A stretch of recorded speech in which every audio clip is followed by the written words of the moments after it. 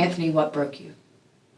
Well, being disappointed in what I believe to be a good system, a policing system of law, enforcement, community, when I realized that that was all a facade.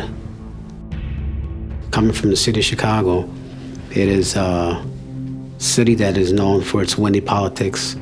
So as a kid, I didn't understand that. But what I did understand was community, family, and police being good people. Well, in my community, that wasn't the case. And there's only a few corrupt. There's not many. And a lot of people think that police are corrupt. They're not. So growing up seeing the corruption by the very few bad apples, it started to distinctly take a toll on my judgment towards who they are and what they represented.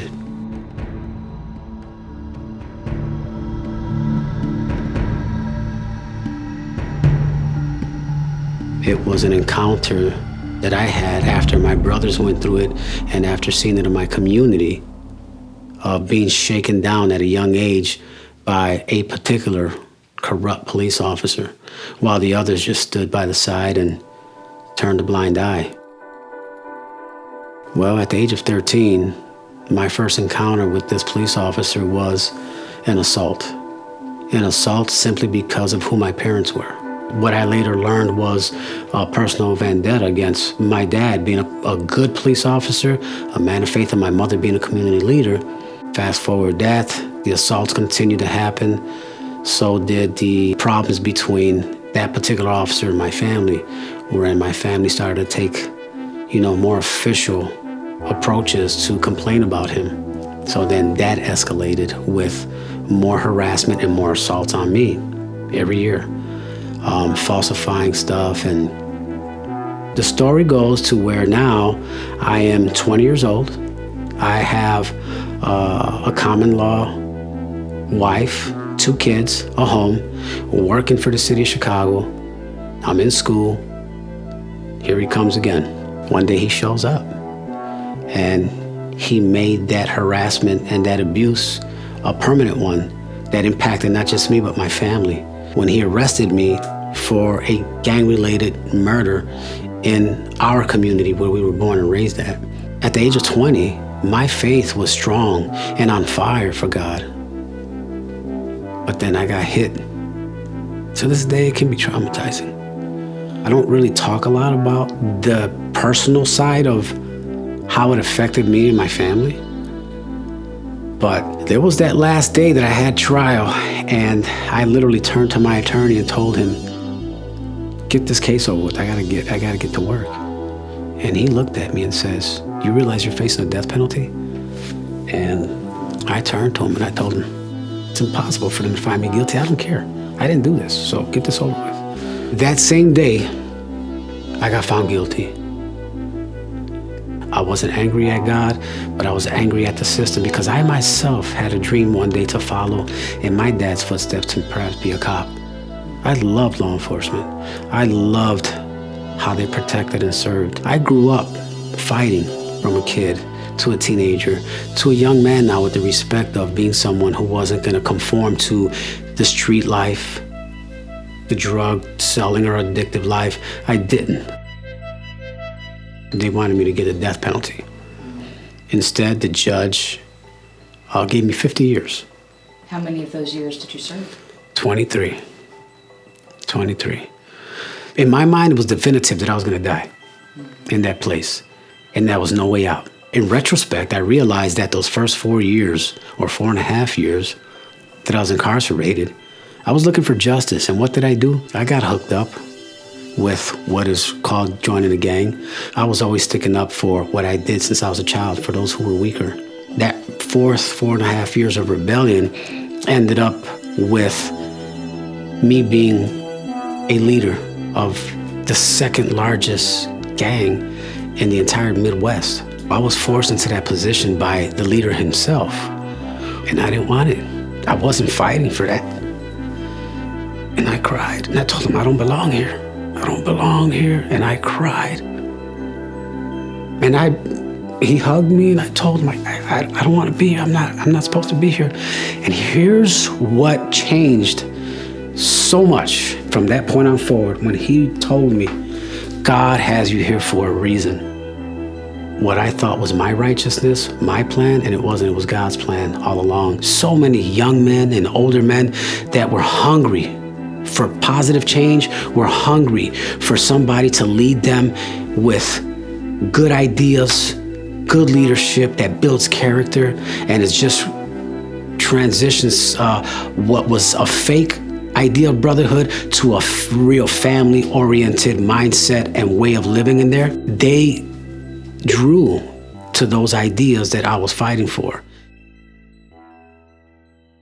My family, they were there to support me, they were there to pray over me, they were there to pour life into me, whether it be through phone calls, visits, letters, support in any way fathomable.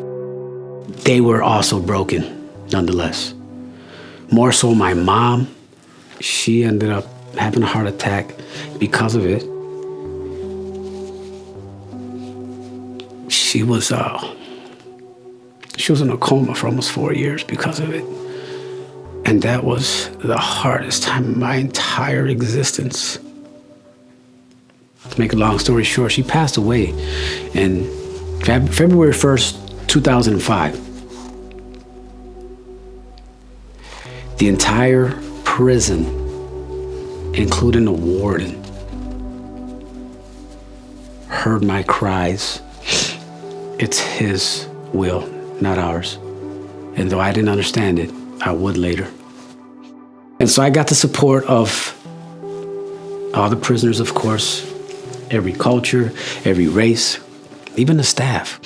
God's favor was there throughout those years. And I didn't realize that up until that point.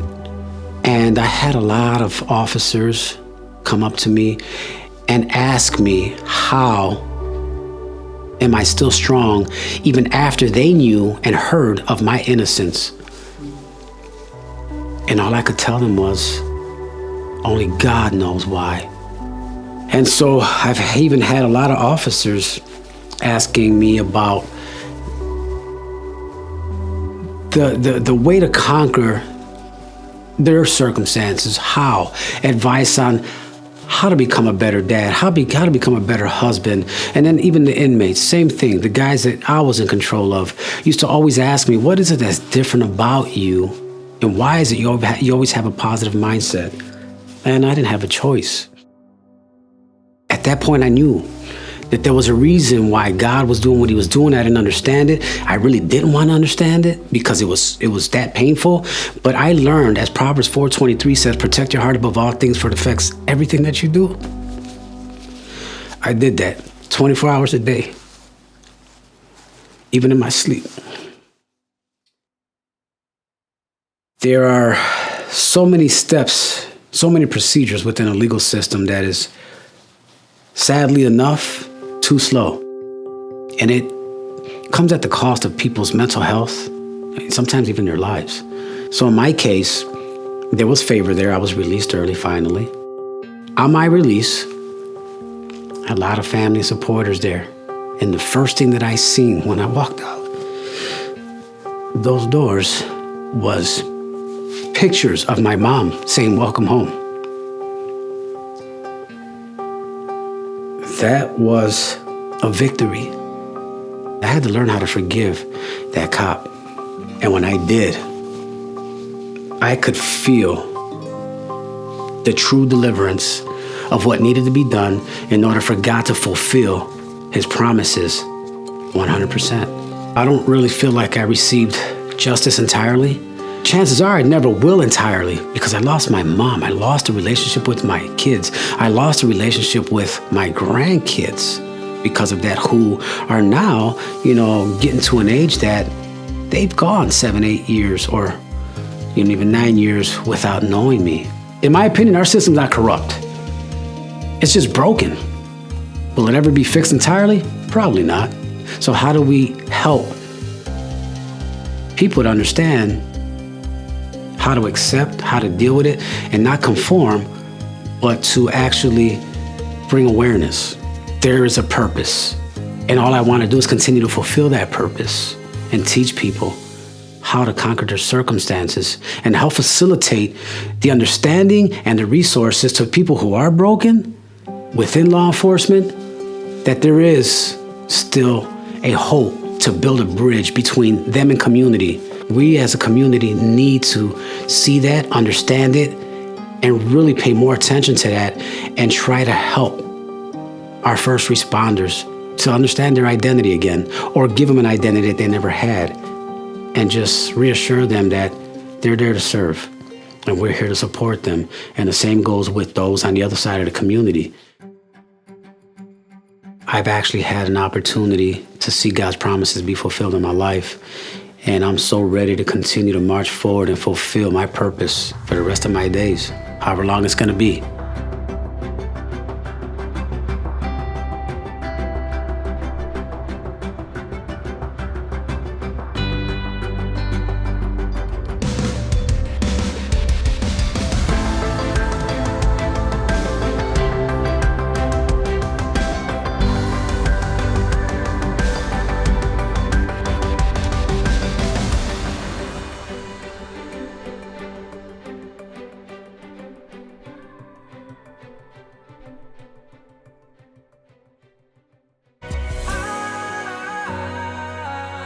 I'm broken under.